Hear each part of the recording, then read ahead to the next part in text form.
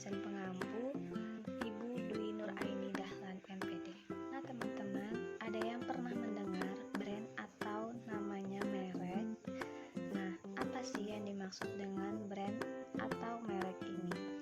Ayo kita simak teman-teman. Pengertian merek adalah suatu nama, simbol, tanda, desain, atau gabungan diantaranya untuk dipakai sebagai identitas suatu perorangan, organisasi, atau perusahaan pada barang dan jasa yang dimiliki untuk membedakan dengan produk jasa lainnya.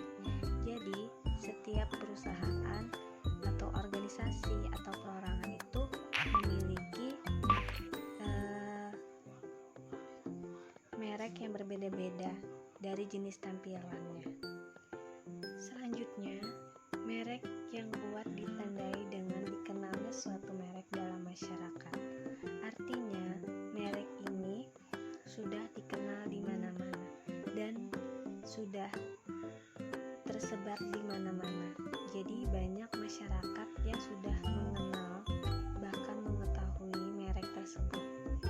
Kemudian asosiasi merek yang tinggi pada suatu produk dan persepsi positif dari pasar. Merek tersebut selalu mendapat positif atau komentar positif dari konsumen, sehingga kesetiaan konsumen terhadap merek yang tinggi. Jadi konsumen merasa puas dengan merek tersebut dan konsumen merasa percaya juga dengan merek tersebut, sehingga konsumen juga tidak jera untuk membeli merek tersebut. Yang ketiga, ada tujuan merek. Yang pertama, identitas, yaitu untuk memudahkan konsumen dalam membedakan dan mengenalinya saat melakukan pembelian ulang. Yang kedua, alat promosi sebagai daya tarik produk. Jadi, produk tersebut memiliki daya tarik tersendiri sehingga mudah untuk dikenali. Kemudian yang ketiga, alat untuk membangun citra dengan memberikan keyakinan, jaminan kualitas serta prestis. Yang keempat, alat pengendali pasar, baik sebagai market leader atau market follower. Selanjutnya ada bentuk-bentuk merek. Seperti yang kita lihat di sini, yang pertama contoh brand nama seperti Aqua, KFC, Acer, Windows, Gucci, dan lain-lainnya. Kemudian yang kedua contoh simbol atau gambar. Simbol sayap pada motor Honda, kemudian gambar jendela pada Windows, kemudian gambar kereta kuda pada California Fried Chicken, simbol orang tua berjenggot pada brand orang tua atau OT, dan Kentucky Fried Chicken atau kita kenal KFC. Kemudian ada simbol bulatan hijau pada Sony Ericsson, dan masih banyak contoh-contoh lainnya yang dapat kita temui di kehidupan sehari-hari. Yang ketiga ada contoh karakter dagang.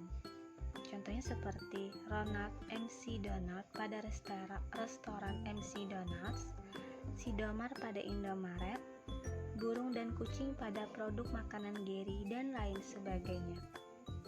Jadi bentuk merek itu bisa kita temui di kehidupan sehari-hari.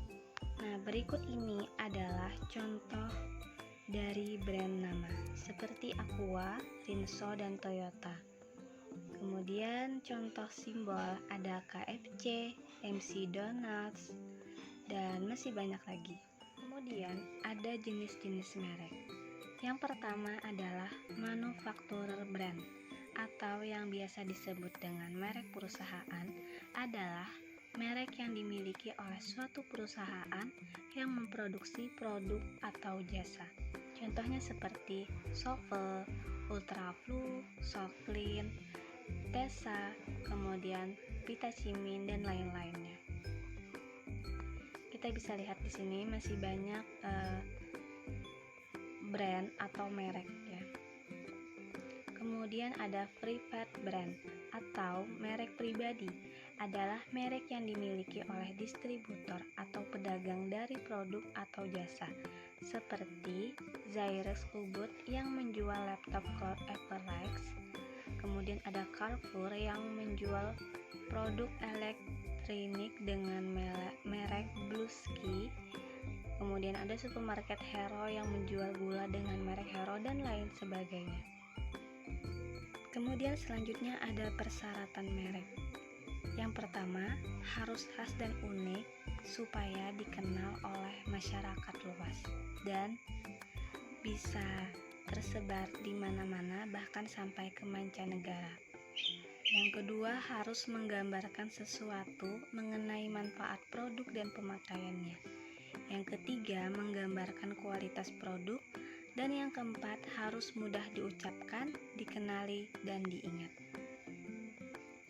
Selanjutnya, produk harus menyesuaikan diri dengan produk baru yang ditambahkan dalam lini produk dan tidak mengandung arti yang buruk di negara lain.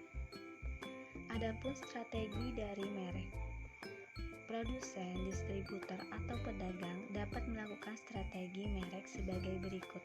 Yang pertama, merek individu adalah memberi merek berbeda pada produk baru seperti pada deterjen dan rinso dari Unilever untuk membidik segmen pasar yang berbeda, seperti halnya pada Wings yang memproduksi deterjen merek Soclean dan Daya untuk segmen pasar yang beda.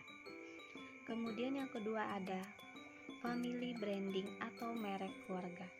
Family branding adalah memberi merek yang sama pada beberapa produk dengan alasan mendompleng merek yang sudah ada dan dikenal masyarakat.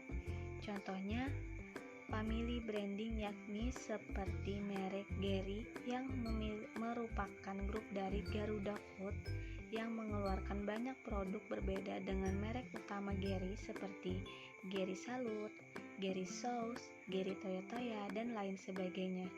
Contoh lain misalnya seperti sepeda motor Suzuki yang mengeluarkan varian motor Suzuki Smash, Suzuki Skywave, Suzuki Spin, Suzuki Thunder, Suzuki Arashi, Suzuki Sodun, Suzuki Satria, dan lain sebagainya. Kemudian ada elemen-elemen yang menentukan tingkat kepercayaan konsumen terhadap sebuah brand. Yang pertama, janji yang diberikan sesuai dengan kenyataan. Walaupun hal ini tidak dinyatakan dengan jelas, tetapi menjadi salah satu faktor utama kesuksesan sebuah brand. Yang kedua, memberikan kepribadian tersendiri terhadap pengguna brand. Contohnya seperti pengguna mobil BMW akan merasakan lebih elegan dan eksklusif ketimbang pengguna mobil Innova. Yang kedua, USP atau Unique Selling Proposition. Munculnya sebuah brand atau sebagai dasar untuk membedakan perusahaan, produk atau layanannya dengan perusahaan, produk atau layanan lainnya. Baik teman-teman, mungkin itu saja penjelasan video dari saya tentang merek atau brand. Mohon dimaafkan teman-teman apabila ada pengucapan kata yang salah dari saya. Itu saja yang dapat saya sampaikan. Assalamualaikum warahmatullahi wabarakatuh.